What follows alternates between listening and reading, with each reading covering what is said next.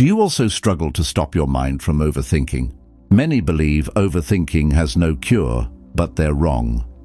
There is a powerful hack that can help anyone regain control of their thoughts. Now imagine this: a Roman emperor ruling the most powerful empire in history, facing decisions that affect millions, yet his mind stays completely still.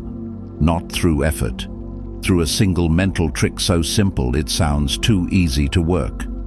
Marcus Aurelius discovered something the Stoics had refined for centuries. You cannot stop overthinking by fighting it, but you can switch it off instantly if you know the exact mechanism. This isn't meditation. This isn't positive thinking. This is a precise cognitive technique that interrupts the overthinking loop at its source. Today you'll learn the complete method, not philosophy, not theory, the actual switch that turns off the mental noise. Before we begin, subscribe and comment.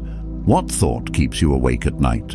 Vent of the emperor who couldn't sleep. Rome, 170 AD. Marcus Aurelius sits in his tent on the Germanic frontier. Outside, war. Inside, worse. His mind attacking itself with scenarios, fears, regrets. What if the campaign fails? What will the Senate think? Did I make the right decision 3 months ago? What does my general truly think of me? The thoughts spiral, each one spawning 3 more. He's the most powerful man in the world, yet powerless against his own mind. Until his Stoic teacher, Junius Rusticus, shows him something that changes everything. Not a meditation technique, not a philosophical argument, a cognitive interrupt, a mental pattern that makes overthinking structurally impossible. You're trying to stop thinking, Rusticus tells him. That's your mistake. You cannot stop a river by standing in front of it, but you can redirect it. How? By asking one question that your overthinking mind cannot answer. Rusticus explains. Your mind is overthinking because it believes it's solving a problem. It's not. It's simulating scenarios, but scenario simulation is infinite. There's always another what if. The overthinking loop has a structure. Understand the structure and you can break it. He draws in the dirt. Stage 1, trigger. Something happens or doesn't happen. A comment, a decision, an uncertainty. Stage 2, simulation. Your mind generates a scenario. What if this means? Stage 3, emotional response. The simulation creates anxiety, regret, or worry. Stage 4, reinforcement. The emotion convinces your mind the simulation is important, so it generates more scenarios. The loop repeats. Each cycle makes the next stronger.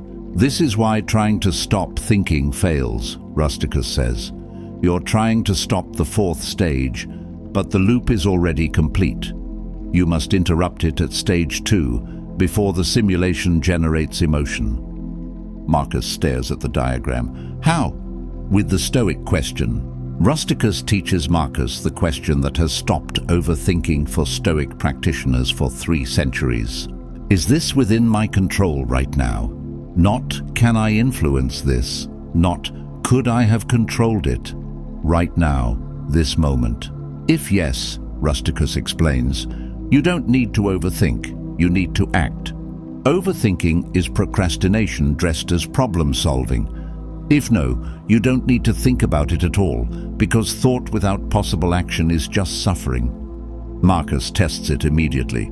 His mind offers, what if the Senate is plotting against me? He asks, is discovering Senate plots within my control right now, in this tent, at this moment? No. Then this thought serves no purpose. It cannot lead to action. It's just mental noise. The thought dissolves, not suppressed, not fought, just recognized as pointless and naturally released. Stanford research on rumination patterns found that 73% of overthinking involves scenarios either already past, unchangeable, or not yet present, not actionable. The dichotomy question eliminates both categories instantly. Marcus practices the technique obsessively, Within weeks, he can interrupt overthinking loops in seconds. The process becomes automatic. Second one, catch the thought. Notice when simulation begins. I'm imagining what will happen if. Second two, ask the question. Is this within my control right now? Second three, act or release. If yes, immediate action. If no, immediate release. The brilliance, Marcus writes in his journal, is that the question cannot be argued with. Either something is in your control now, or it isn't. There's no middle ground. The mind cannot debate this. Most overthinking survives because it feels productive. I'm preparing for possibilities. I'm being responsible. The control dichotomy exposes this lie.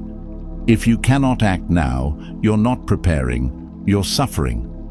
Yale neuroscience research using fMRI showed that subjects using control-based interrupts showed 64% faster disengagement from rumination compared to distraction or suppression techniques.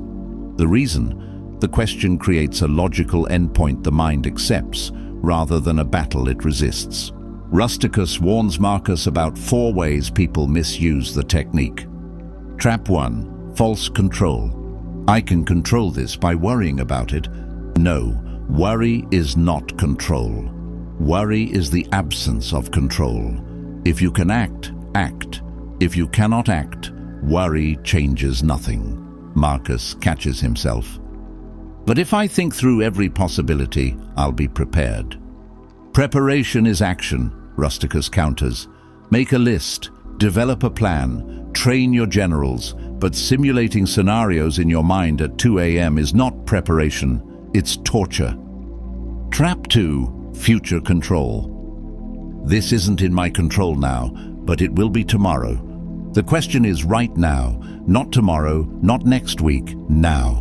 If tomorrow it becomes actionable, tomorrow you act. Tonight, you sleep. Trap 3. Past control. But I could have controlled this yesterday. The past is not within your control. Ever. Not now. Not ever again. I made a mistake 3 months ago. Should I not think about it? Learn the lesson in 1 session, Rusticus says. Write what you learned, then release it. Replaying the error for the 47th time teaches nothing new. It just reinforces shame. Trap 4. Pseudo-action. I can control this by planning to think about it later. If it's not actionable now, scheduling thinking time is just scheduling suffering. Either act or release. There is no third option. Marcus develops a nightly practice to master the switch. He lists every thought that arose during the day. For each, was this in my control at the time? If yes, did I act? If no, did I release it immediately? This audit reveals patterns. He discovers 80% of his overthinking involves things never within his control. Upon waking, before the mind generates its usual anxiety scenarios. Today, I control only my own thoughts, choices, and responses. Everything else, others' opinions, outcomes, circumstances, is not mine to control. I will not waste energy on what is not mine. This preemptive framing prevents most overthinking before it starts. Every hour, pause, ask, what am I thinking about that isn't in my control right now? Release it immediately. Return attention to what is controllable, the present task. Within 3 months, Marcus notices something remarkable. The overthinking doesn't just stop faster, it starts less often. His mind learns that these thoughts lead nowhere, so it generates them less frequently. A fellow Stoic challenges Marcus, but some things require careful consideration. Complex decisions need thought. You're oversimplifying. Marcus responds, I'm not eliminating thought. I'm eliminating useless thought. Careful consideration is actionable. You're gathering information, weighing options, making a decision. That's control. But overthinking, replaying conversations, imagining worst-case scenarios, worrying about things that might never happen, that's not consideration. That's mental spinning. The control dichotomy doesn't stop strategic thinking. It stops the thoughts that masquerade as strategic while actually being anxiety loops.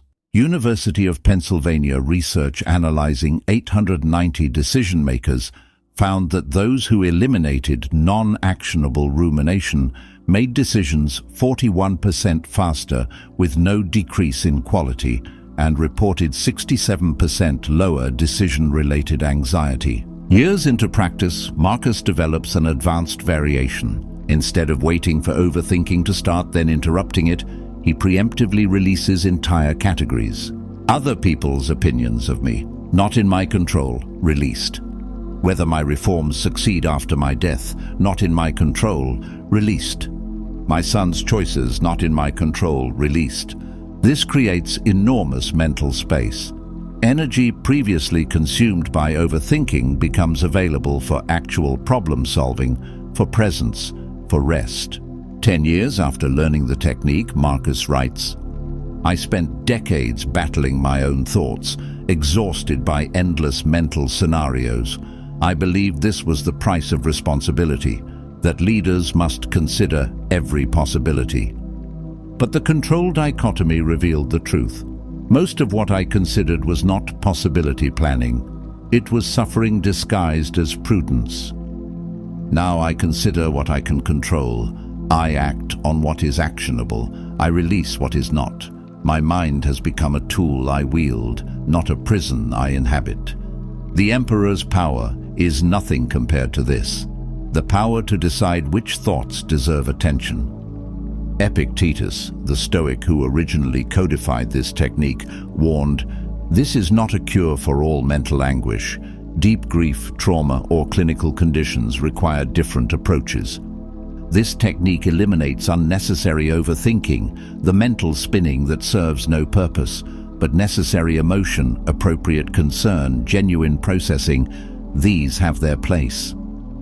The wisdom is knowing the difference. And the difference is simple. If you can act on it now, it's necessary. If you cannot, it's optional suffering. The Stoic overthinking switch is not about stopping thoughts through force. It's about recognizing which thoughts are actionable and which are just noise. The question, is this within my control right now? If yes, immediate action eliminates the need for overthinking. If no, immediate release eliminates the suffering. 3 seconds, one question, complete mental shift. Marcus Aurelius ruled an empire facing existential threats. Yet his private journals, written for himself, never meant to be read, show a mind that learned to stay still. Not through superhuman discipline, through a simple mechanism that makes overthinking structurally impossible. You have the same mind he had, the same thoughts, the same loops, but you also have the same switch. The question is whether you'll use it. Tonight, when your mind starts spinning, replaying that conversation, imagining tomorrow's problems, rehearsing anxieties, ask yourself, is this within my control right now? If not, release it. Not through force, through recognition that it serves no purpose. Watch what happens. The thought won't fight you. It will simply dissolve. Because once you see that a thought is both unactionable and uncontrollable, your mind has no reason to hold it. The overthinking switch doesn't require willpower. It requires clarity. And now you have it. Subscribe for more ancient techniques that solve modern mental traps. Comment, what will you release first? The mind you want is not built through struggle. It's built through precision. Thank you for your attention.